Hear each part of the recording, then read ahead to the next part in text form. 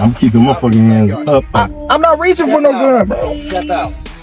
Can I move my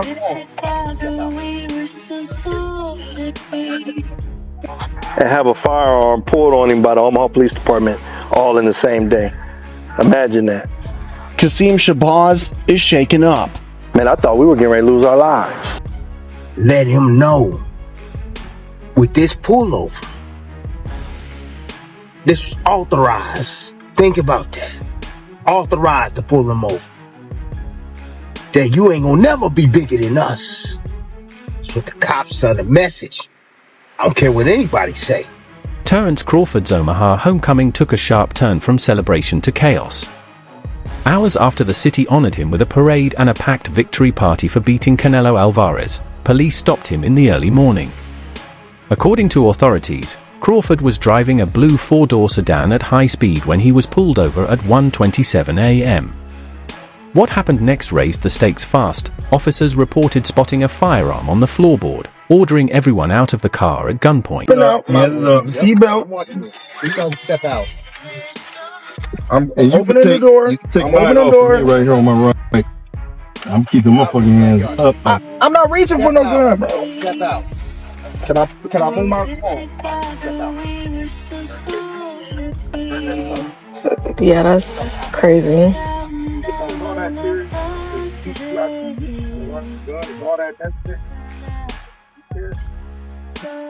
Tim Bradley weighed in on Terence Crawford's late-night traffic stop, and his take cut deeper than most. To Bradley, this wasn't just about speeding or a firearm spotted on the floorboard. It was about power, and a reminder. Crawford's star has risen so high that, in Bradley's words, someone wanted to show him even champions aren't untouchable. He compared it to a pattern we've seen before, how moments of triumph so often get interrupted by tension, as if greatness can't exist without someone trying to dim the light. For fans, Bradley's reflection struck a nerve. The irony of Crawford's homecoming parade ending under flashing police lights is a story that's bigger than boxing. It's about fame, authority, and the price of standing tall in the spotlight. I mean, Terence Crawford, he on the highest cloud, bruh. In his city, let him know. Let him know. With this pullover, this was authorized. Think about that. Authorized to pull him over. That you ain't gonna never be bigger than us. That's what the cops send a message. I don't care what anybody say. The cops send a message. This our city. You might got the key, but I got the handcuffs. That's what that was. Yeah. And before y'all start talking about my ceiling real quick, my roof, hey, it been raining and stuff. Hey, it's raining now. The clouds is out right now. You can see him in the background. I'm gonna go watch the damn car in a little bit once this rain stops. But anyways, back to the video. Oh, man, look. You ain't got no city until you got the police. That's a fact. Yeah. Shoot. You ain't got no city unless you got the police. Don't ever forget that. You gotta have the law enforcement on your side, man. They gotta be looking out for you. For the good. Not for the bad, for the good. Yeah. Terence Crawford, it don't matter what you do for your city, man.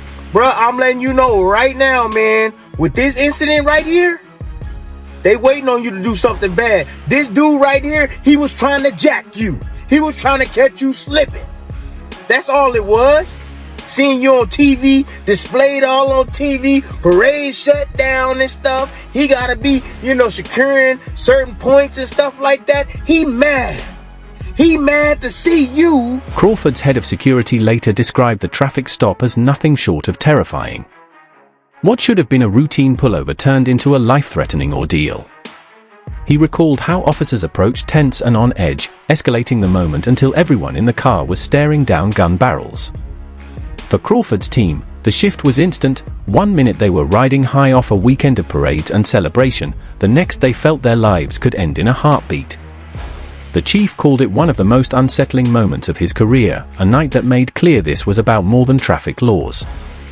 It was an experience etched in fear, overshadowing what should have been a champion's greatest home. The same man who rode on the float with Bud during Saturday's parade. be a man who can receive his second key to the city and have a firearm pulled on him by the Omaha Police Department all in the same day. Imagine that. Kasim Shabazz is shaken up. Man, I thought we were getting ready to lose our lives. Being the head of Terence Crawford's security, Shabazz has seen a lot, but nothing like this. Oh man, it was terrible. It was terrible.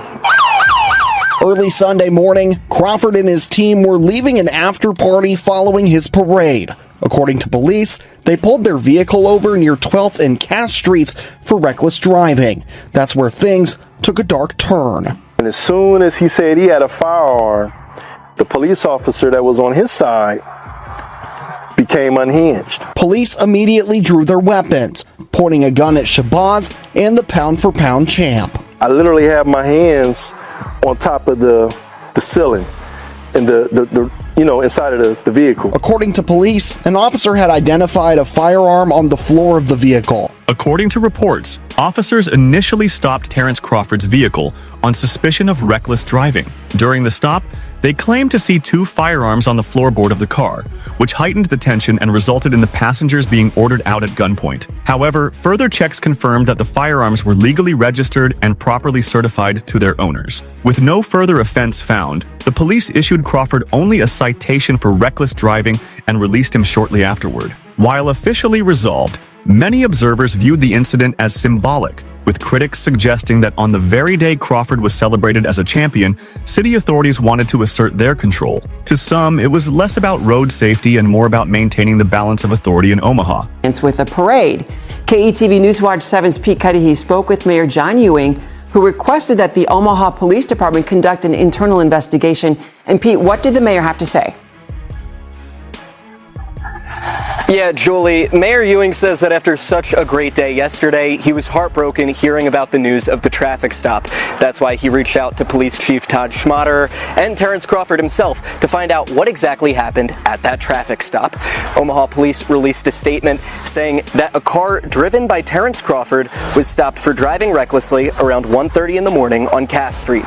An officer confirmed that while Crawford was reaching to grab his information, the cop spotted a gun by Crawford's feet. Andre Ward, a respected figure in boxing, added another dimension to the conversation by reflecting on how Crawford has long faced attempts to diminish his accomplishments. Ward pointed out that prior to the Canelo fight, critics often downplayed Crawford's victories by saying he only won through decisions rather than by dominance. This narrative, according to Ward, was a deliberate attempt to undermine Crawford's achievements and minimize the impact of his skills. For Ward, the events of the Omaha traffic stop fit into a larger picture of a champion constantly having to defend his reputation against forces trying to lessen his greatness. He emphasized that such efforts to bury Crawford's standing would never erase his proven record and the respect he has earned inside the ring. They tried to bury Terence Crawford.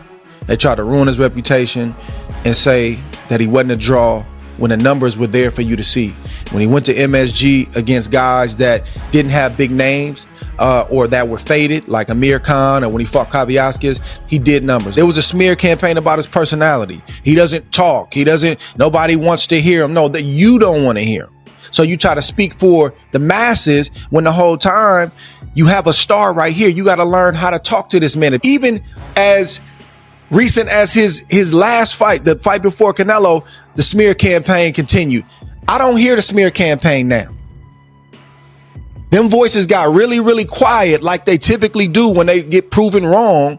And they either try to jump on the wagon, I knew this kid was going to be that, or they get very, very quiet and they start to retreat back to wherever they came from and they don't have a lot to say. So I'm happy for this brother for that reason, because they tried to bury him, Roy. It didn't work. He overcame that. He said, give me my shot. I'm going to show you. And he kept doing it time and time again. And he did it again against